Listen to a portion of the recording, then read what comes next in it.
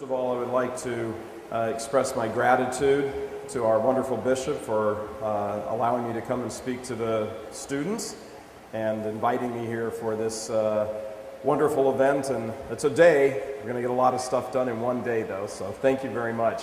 And thank you all for coming to listen. We're going to talk about the media today, and we're going to get right into it. When we talk about the media and mass communications, the word says it all. Media. Media is plural for the word medium. And what is a medium? A medium is just a bridge from one person's thoughts to another. Sometimes that bridge can come in the form of artwork. Sometimes it can come in the form of music. Sometimes it can be electronic. Other times it can't. I'll show you a perfect example. I want to talk to you and tell you all of this stuff, and the easiest way I can do that right now, because the room is big and there's so many of you, is to talk into this microphone. So this microphone is a medium for me to talk to you. If I take it away and I just stand here and I talk to you like this, you have no idea what I'm saying. So my medium is horrible. And it's just all you do is just hear a couple people here in the front, hear me. Nobody back there has a single idea what I'm saying, right? See how that works? See? Without the medium of this microphone, everything I'm trying to tell you is absolutely pointless because you can't hear a word I'm saying. So everything I want to say to you, I need this microphone in this setting to be able to do that. So this microphone is a medium. It's a piece of electronic hardware, and it gives me the ability to get the thoughts in my head into your head. And that is exactly what mass communications is. If I'm having a private communication, I don't need a microphone to sit here and talk to one person, but I do because I'm talking to a mass crowd. When you understand that that's the way this whole business operates, then you can start to understand, okay, let's look at it in all of its different aspects. So when we talk about mass communication, talking to the masses, communicating a message to the masses, when we talk about that, we have to talk about, first of all, the very technology. The technology, this microphone, these speakers, all of this has to be built, understood. There's a whole business side of this. And these microphones and speakers didn't come down from heaven. Somebody manufactured them. There's engineers involved in figuring out how this I don't have the slightest idea how when I talk into this, my voice comes out there, but I know it does. But I know this wire has something to do with it, but I don't know what's in here. And I don't know when it runs down to this board what this young man here is pushing buttons. I don't know what's going on. But because of the part that I do, I don't need to know this. I just need to know that it works. So there's the whole hardware part of mass communications. Now, that's only if you want to hear somebody's voice. How many of you here have a Facebook account? Gotcha. Why do you have a Facebook account? So you can communicate, right? Very simple. You want to tell somebody you're having a party, or you're having a discussion, or it's somebody's birthday, or whatever. So you've got to, where do you have that? Have it on your phone, on your computer, on your smartphone? More hardware. More hardware. People built those programs. They designed all of that. The actual physical pieces of equipment had to be designed. But all of these things, computers, cell phones, television sets, monitors, all of these things are nothing except piles of metal, hunks of steel and nuts and bolts that have to be used for something else. And it's the something else that we really want to talk about today. What is being transmitted across these communication instruments? Well, if you drive up and down streets in any city practically in the world, almost any city, you'll see billboards. And billboards are advertising. Somebody paid for that billboard to be produced. I don't mean the physical structure the billboard's on, I mean the actual advertisement. Some company paid for that to be produced because they want to communicate a message from their company to you. And the final message they want is for you to buy whatever they're selling. So in order for you to buy it, they have to communicate some level of interest that makes you believe what they're telling you. And that happens on video, it happens in movies, it happens in music, it happens in everything. Whenever an idea is in someone else's mind and they want to get it into your mind, they don't want it to just end there. They want that idea in your mind now to take root and cause you to do something. They want you to buy, generally, but sometimes they want you to vote a certain way. Sometimes they want you to think a certain way, so you'll go tell other people, think this way, not that way. So in the end, the whole business of mass communications and media is about trying to get you to accept what I already believe. Businesses use that all the time. You guys all know about the Super Bowl over here, right? American Super Bowl, big, huge thing on TV, billion people watch it. That program, that football game, has so many people watching it that around the world, that in order to buy a commercial in that game, a company has to, for 30 seconds, they want to communicate to 1 billion people for 30 seconds. And what do they want to communicate? Buy my car. That's what they want to communicate. Buy my soft drink. Watch this movie. Whatever. They spend $3 million to communicate to whoever's watching for 30 seconds. $3 million. That's because they know how incredibly valuable it is to be able to talk to that many people at the same time, even if it is only for 30 seconds. So people in media behind the scenes, I don't mean the people standing in front of the cameras, I mean the people behind the scenes that have the money, that have the product that they want to communicate to you to buy, those people know the power of the media. The media has changed the world. 100 years ago, there was no such thing to speak of television, radio.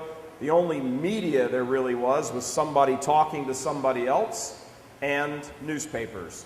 That was it. And it was that way all the way back to the Roman Empire and even before. There just was really no way to communicate anything on a grand scale. But in the last 100 years, and in particular the last 50 years, and especially the last 10, anybody in the world can communicate to anybody else in the world merely by just typing something on a screen and pushing send. And so what this means is that anybody can get into this industry, and whoever is really good at communicating their message wins the thoughts and the minds of everybody they're communicating to. If you look at TV commercials or billboards, there's different billboards when you drive down the road that are competing with each other. One wants you to buy Pepsi, the other wants you to buy Coke, another wants you to buy some other soft drink. Well, how do you know which one to buy? Well, they've said they come up with catchy slogans. You know, Coca-Cola is the real thing. Pepsi is whatever Pepsi is. And they want you to remember the slogans, so they write little songs about them. And after a while, you're walking down the street humming the song because they've put it in your head, and they've paid lots of money to put it in your head. When I was your age, growing up in the United States, McDonald's had an advertising campaign that anybody who is about 45 years or older in the United States can sing their little song because they bought constant time on TV, on radio. You heard this song everywhere you went. And it was about advertising their main hamburger called a Big Mac. And the little ditty went, 2 all-beef patty, special sauce, lettuce, cheese, pickles, onions on a sesame seed bun. You want to learn that? I heard that 35 years ago, and I still remember it. And it even works today. On occasion, when I feel like going eating junk food, the first thought that pops into my head is I'll have a Big Mac. And that's the point. That's the point that people who advertise want to get across. They want you to think of a Big Mac and not someone else's hamburger. And little by little, the more who think of a Big Mac and they go buy Big Mac, well, McDonald's gets richer and richer and richer, and all their competition eventually goes broke and loses and disappears, and Big Mac rules the world. Well, that's all good if we're talking about food products or, who has the best, soft drink or something like that. But there's something much, much more important in the world of the media. And by media now, I don't mean just advertising. I'm opening it up to movies, music, television shows, games. All of these things are conveying certain messages. And some of the messages are extremely dangerous. They're extremely dangerous. And the really dangerous part about them is that you're not aware that you're being told a certain idea. When you drive down the street and you see a billboard and it says, go to McDonald's and have a Coke, well, you know what they're telling you. Go to McDonald's and have a Coke. Pay, whatever pesos it is to have it and go home satisfied or with an upset stomach. And you know that. When someone says, hey, I want to convince you of this, listen to me, look at my billboard, you know. There's no secret involved there.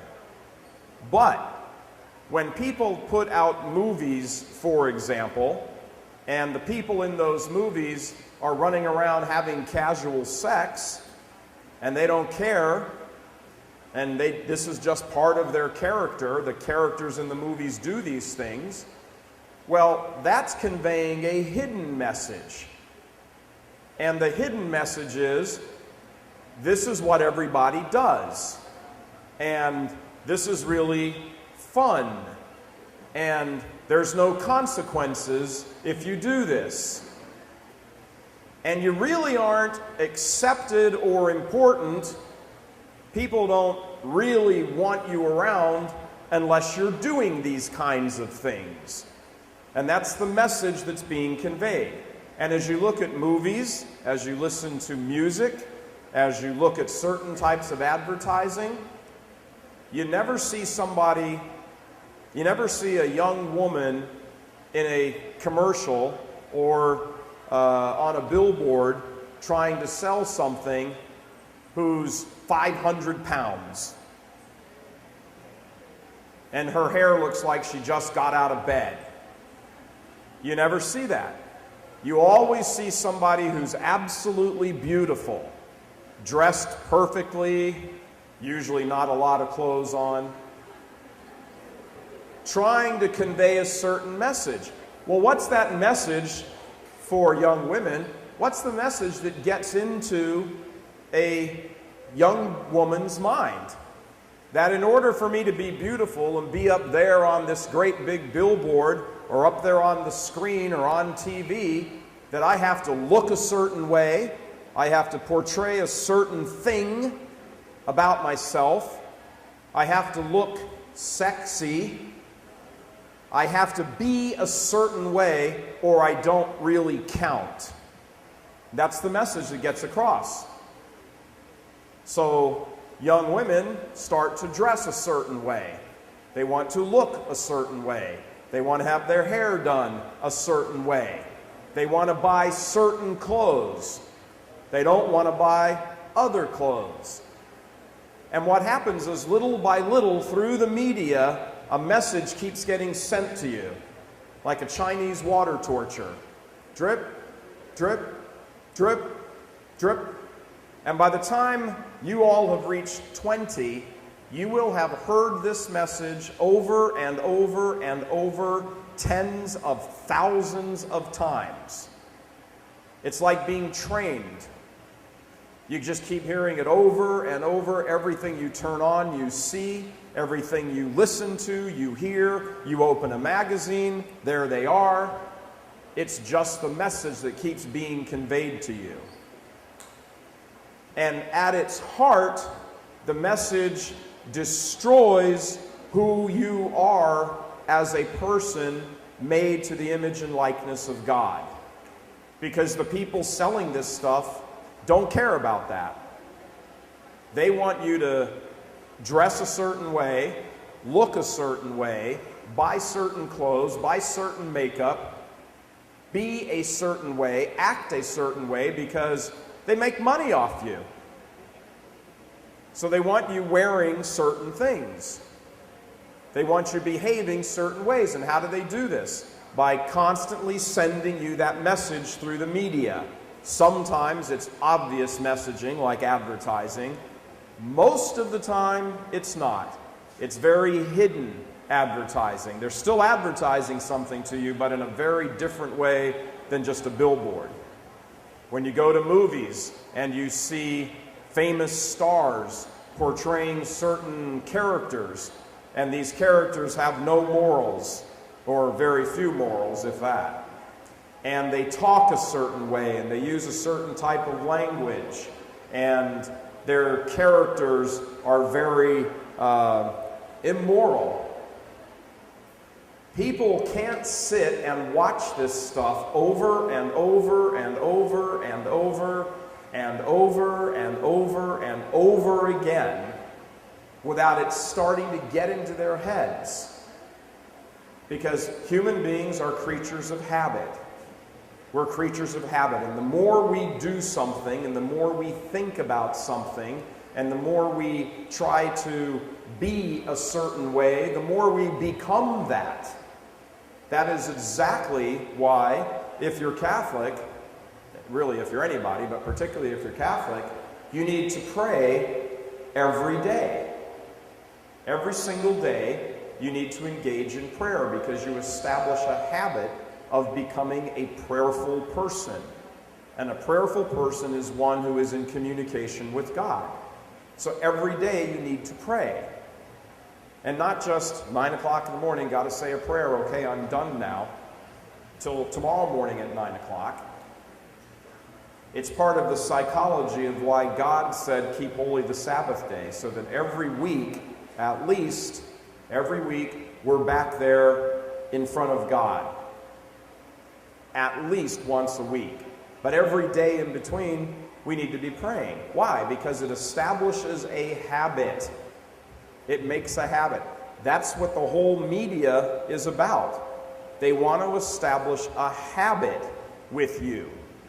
So that when you go buy certain clothes, you're just going to buy the clothes that you see that have the label on them. You're not going to go buy clothes that don't have that label. Because that movie star or that hip-hop artist or whoever wears that stuff, and that's what I want to wear because that's what they wear. I want to sing their songs. I want to go to their movies. Why? Because that's the message I've heard the most. Sometimes you listen to some of this stuff and it actually is bad. I don't mean bad morally. I mean, it's horrible. It sucks. Sounds horrible. And yet people are like, ooh, it's cool. It's this guy. It's that guy. And people just listen to it because they just want to listen to it because, why? They keep getting spoon-fed over and over and over again. So the media is something that if you control the media, you will control the way societies go. Because most people, you'll control the way societies think. You know, we've got a presidential election going on in the U.S. right now, and the people running for president are doing nothing except spending millions and millions and millions of dollars on advertising and putting commercials on TV and radio, nonstop. Because they know whoever controls that message will control in the end the way the election goes. And by the time the election's over in November, close to $2 billion will have been spent by all the people running for office. $2 billion with a B. Why? Because they know that if you don't get your message out there, and not just get it out there, but get it out there every day, 100 times a day, over and over and over, if you aren't going to do that, well, your competition is. I was standing in in St. Louis one day. I had a job I was there for shortly. And do you guys have Budweiser beer here? You have Budweiser? The fellow that owns Budweiser, the company that owns it, is called Anheuser-Busch. And they're a very wealthy family in the United States. And I was standing in a ballpark, a baseball park, and the baseball park is called Busch Stadium. It's named after, the guy who owns Anheuser-Busch bought the name of the stadium so that people will always have Busch in front of them and think to buy his beer. So I'm standing there getting ready for a television production, and the guy is standing there, and I'm looking around the stadium. Now remember, the stadium has his name on it. He paid for it, he bought it, but it has his name on it. And I'm standing there inside the stadium looking all around the seats, and there's billboards everywhere that say Anheuser-Busch, Budweiser, Anheuser-Busch, Budweiser. And I said to him, you have the name of the stadium. Why do you spend money to put all of these advertisements up inside the stadium? He said, because if I don't put my advertisements up there, my competition will, and people will start drinking my competition's beer. I thought, well, that makes sense. How many here have heard of McDonald's? I know Jollibees, I know. But have you heard, I didn't ask if you went, have you heard of McDonald's? Yeah? All right. How have you heard of McDonald's? That's over in the United States. How do you know about McDonald's? Because they advertise.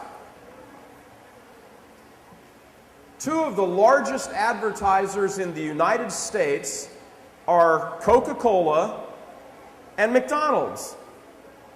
And people say, why does Coca-Cola and McDonald's have to advertise? Everybody in the world knows about Coca-Cola and McDonald's. Why do you have to advertise? Because if you stop advertising and you stop saying it, people will forget you. So every major corporation in the world sets aside part of its profits to keep advertising, to keep spending money, to keep their name in front of your face.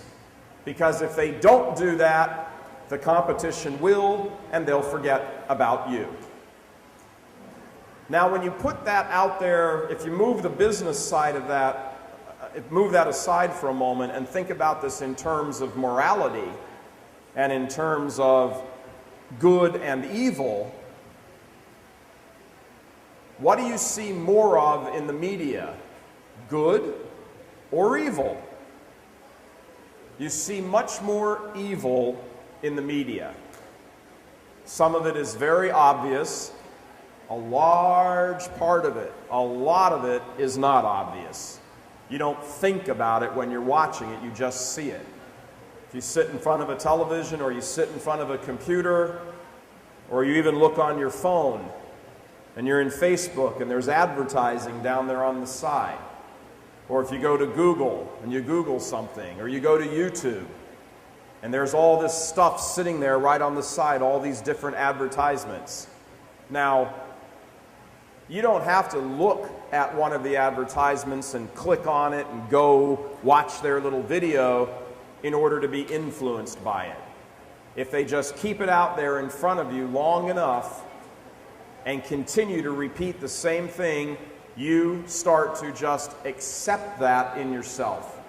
That's the way advertising works. It's a form of mind control, which is why the church needs people in this world to be able to offset, to counterbalance all of the evil that's in the media.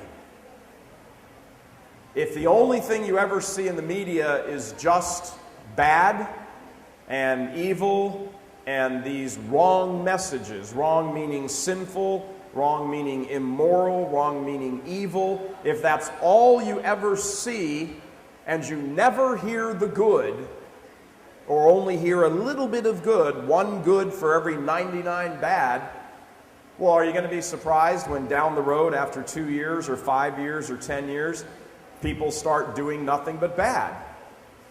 They've grown up in that. They've grown up in that.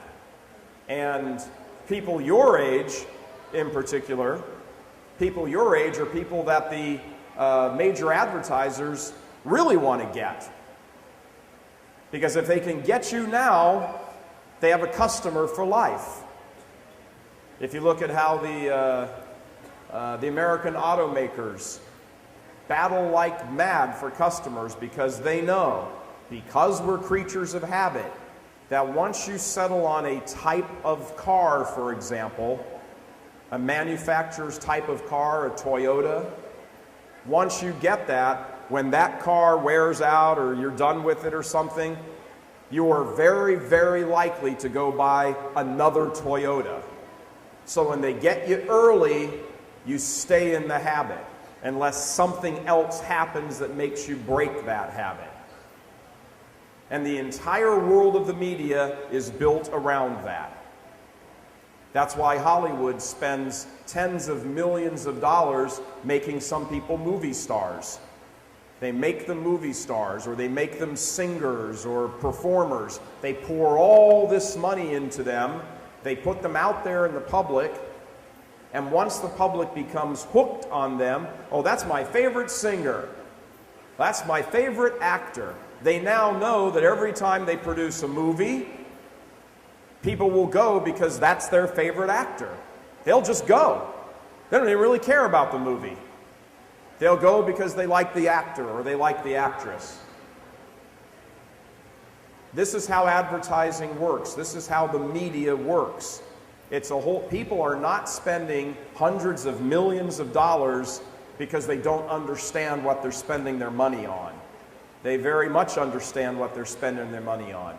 So when you are involved in the media, and I'm really encouraging you as faithful Catholic young people to consider getting involved in the media. Whoever controls the message in the media controls the way the world goes. And the world is supposed to be for Jesus Christ. Anybody who is a faithful Catholic has to be concerned about someone else's soul, their soul and someone else's soul, and as many souls as they can reach. That's why we started St. Michael's Media and RealCatholicTV.com. St. Michael's Media is on TV, RealCatholicTV.com obviously is on the internet.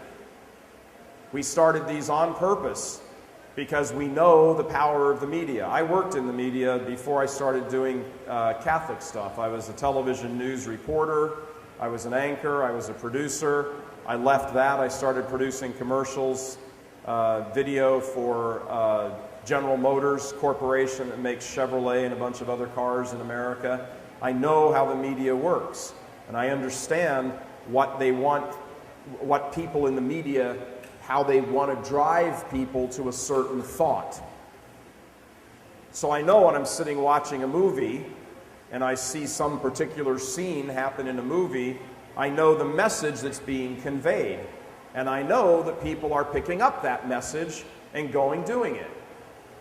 If you look at all of the different expressions that people use when they talk, you go all over the world and people are using the same expressions if they speak English.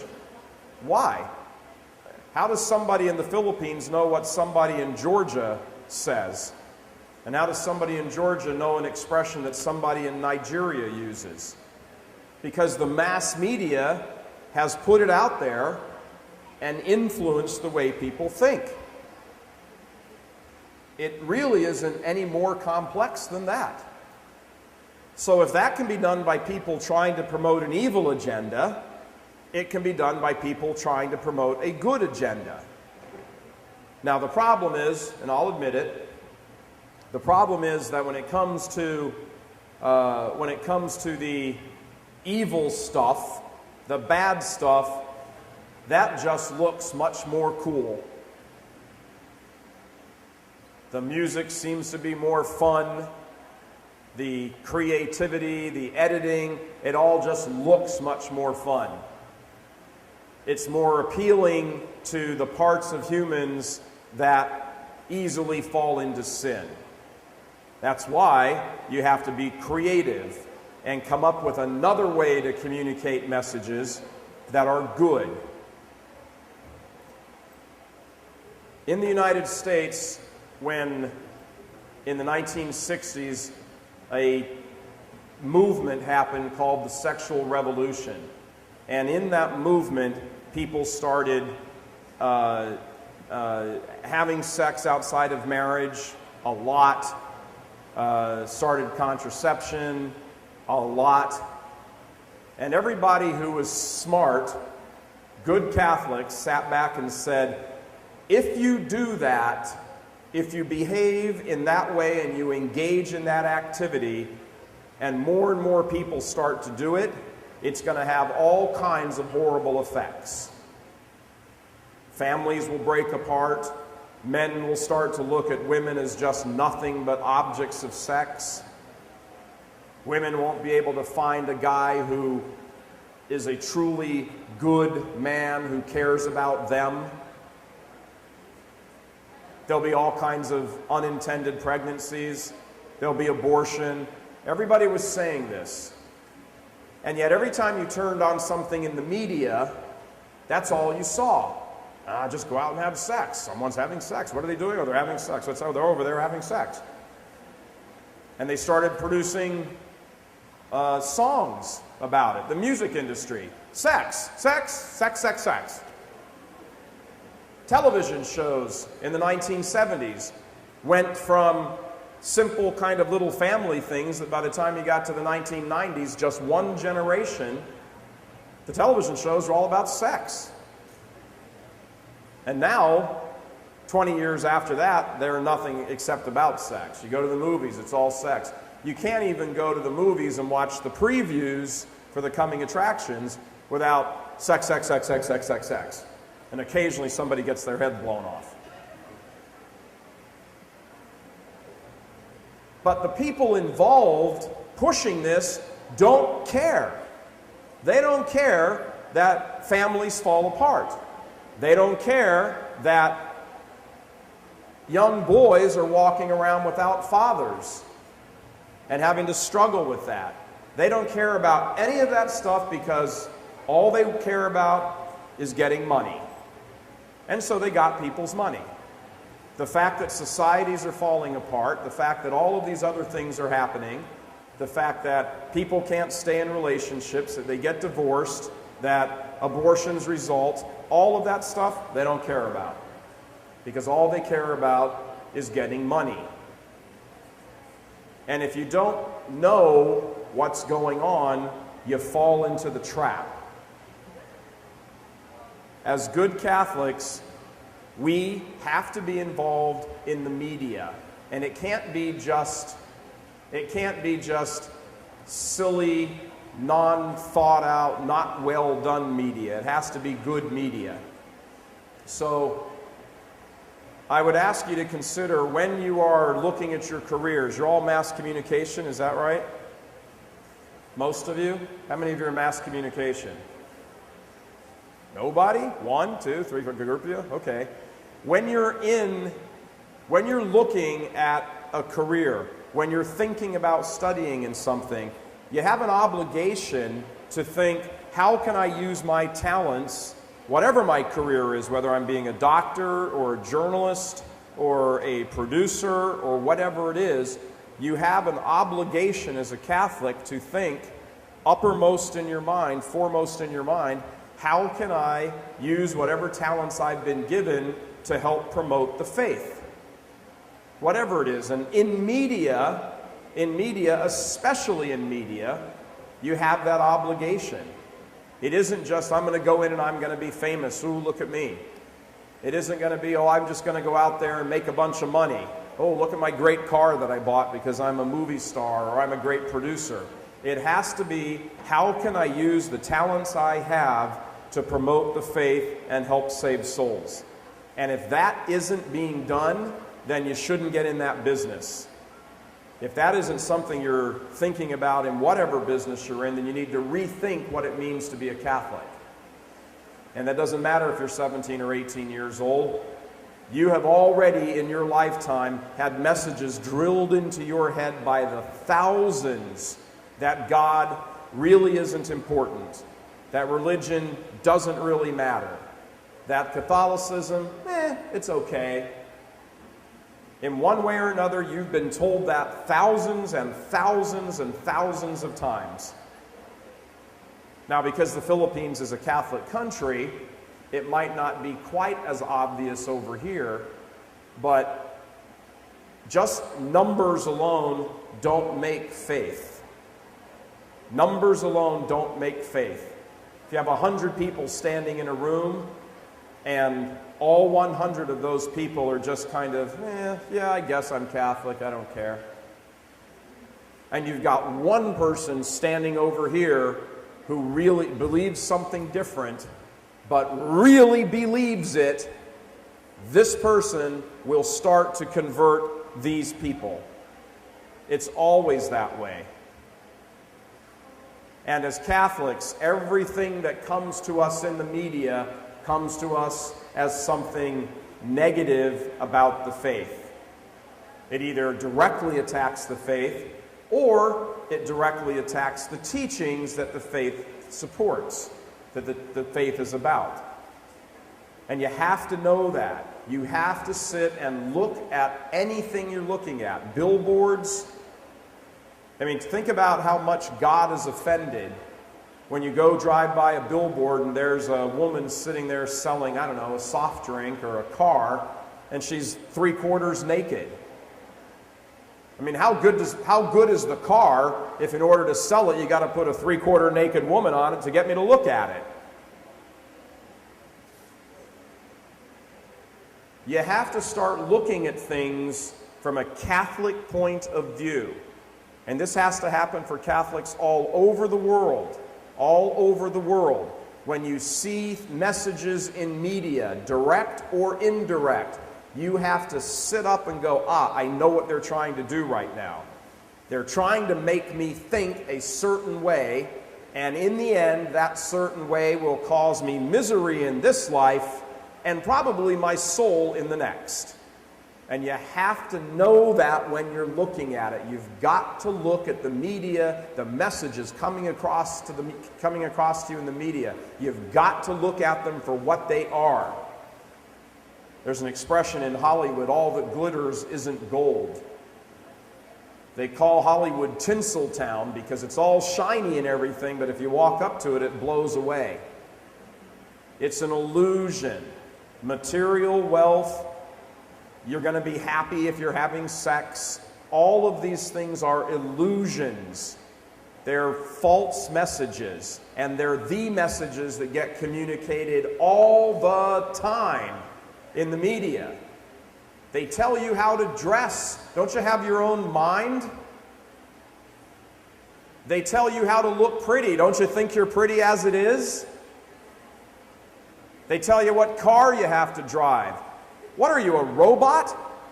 You can't make up your own mind what car you like? Who cares if the person sitting next to you says, oh, that's not the most expensive car in the world? You're like, I don't want the most expensive car in the world. I like this one. Go mind your own business. The media turns people into mental midgets. It makes you think that if you don't think this way, there's something wrong with you. You think the way you want to think with your Catholic mind, in the mind and the body that God gave you. He made you unique. He gave you a whole world of talents and looks and thoughts of your own. Use them. Don't be moved around like a bunch of cows being pushed out to pasture. Use your talents. Use your mind. God gave you that mind. And we all know lots of times when you see some of these things in the media, I'm going to presume some of you know Lady Gaga. Yeah, gee, I'm not surprised. Now, Lady Gaga comes out in these wild outfits. Crazy 6-foot hats and orange hair and green face. And everyone goes, "Ooh, it's Lady Gaga." And she looks like an idiot.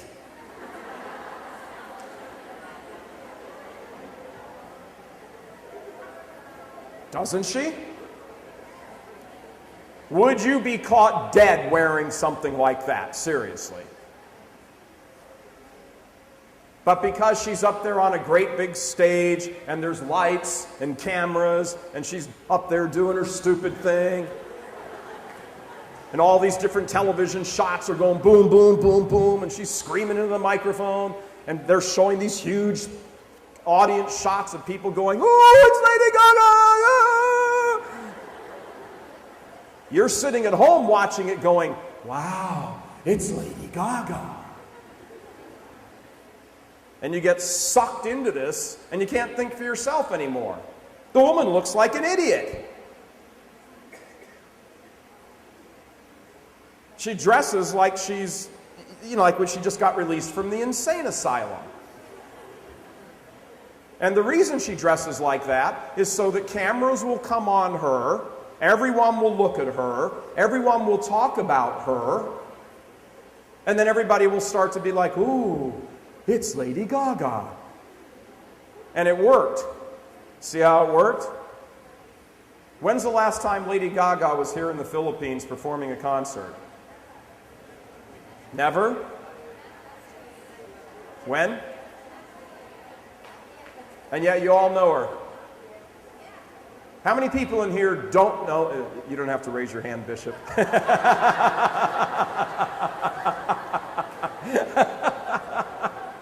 How many people here don't know Lady Gaga?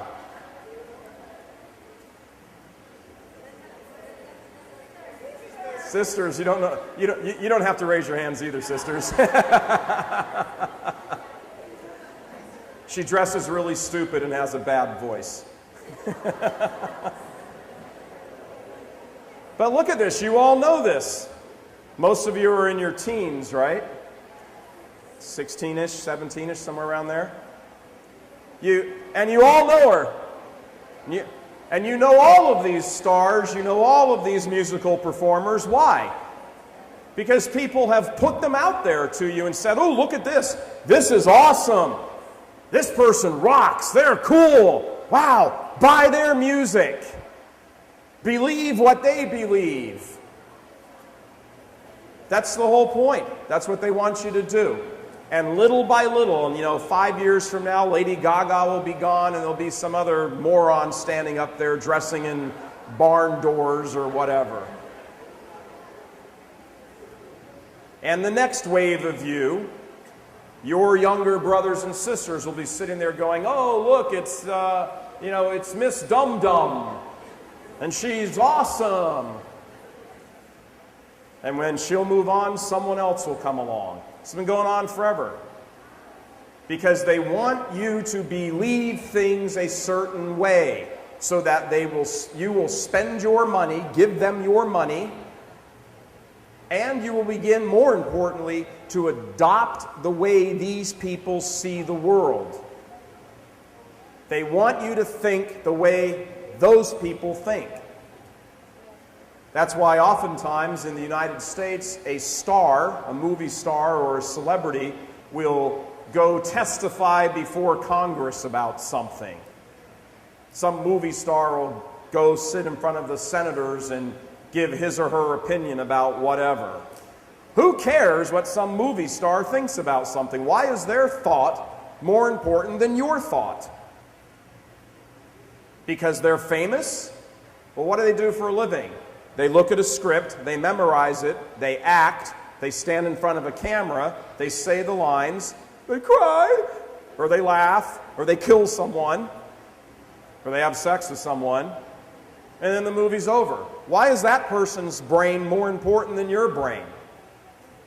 Because people are conditioned through the media to believe this sort of thing, like this person, they put them up on some pedestal, like there's somebody greater than everybody else and we have to follow them. That's ridiculous. That's ridiculous.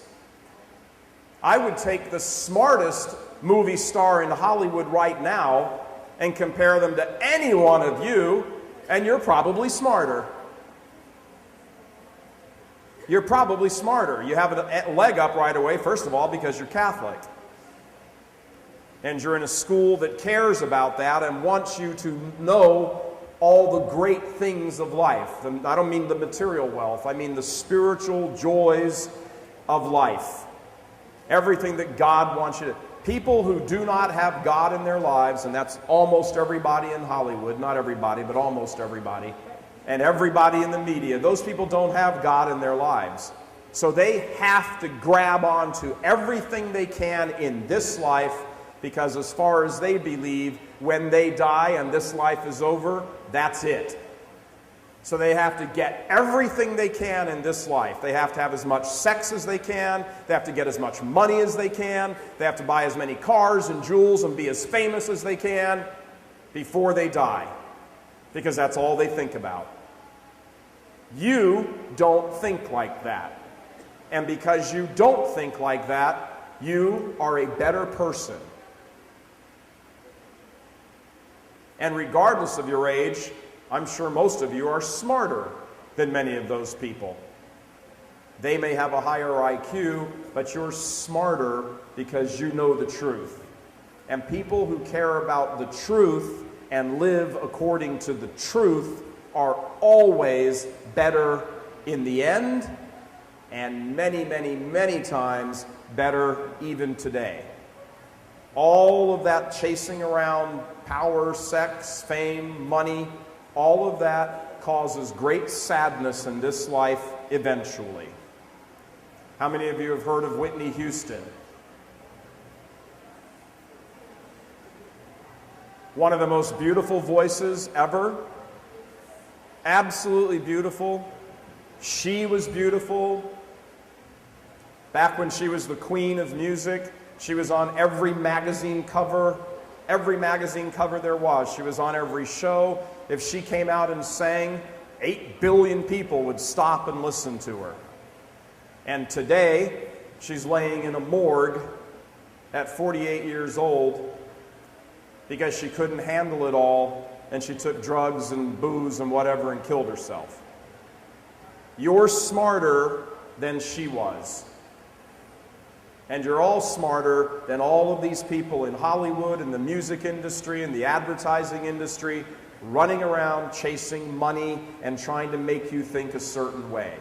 You remember when you go home and look in the mirror, the next time you walk by a window and you see yourself, or you look in a mirror in the bathroom, or you're at home, or wherever, the next time you see your image reflected, you stop and think to yourself, God made me. He made me. He made me to be the person I am. Somebody doesn't control my mind. Somebody doesn't control the way I think. Somebody doesn't tell me who I am, if I look good, if I don't look good. God made me this way, in His image and likeness. He gave me my own brain. He made me think the way I think. He gave me all of this, and I'm not about to sell it to somebody else so I can have the latest fashion or a cool car or listen to some great music, which isn't really that great to begin with. Remember who you are. You're all Catholics. Remember who you are. You are a creature made to the image and likeness of Almighty God. That's how you started, and that's how you'll end. Everything in between should stay the exact same way. God love you. Let's finish up with a prayer. In the name of the Father, and the Son, and the Holy Spirit. Hail Mary, full of grace, the Lord is with thee. Blessed art thou among women, and blessed is the fruit of thy womb, Jesus.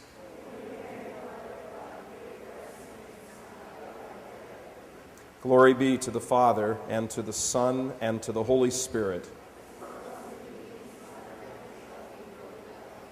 Sacred Heart of Jesus, Immaculate Heart of Mary. In the name of the Father, and the Son, and the Holy Spirit, amen. Thank you, everybody.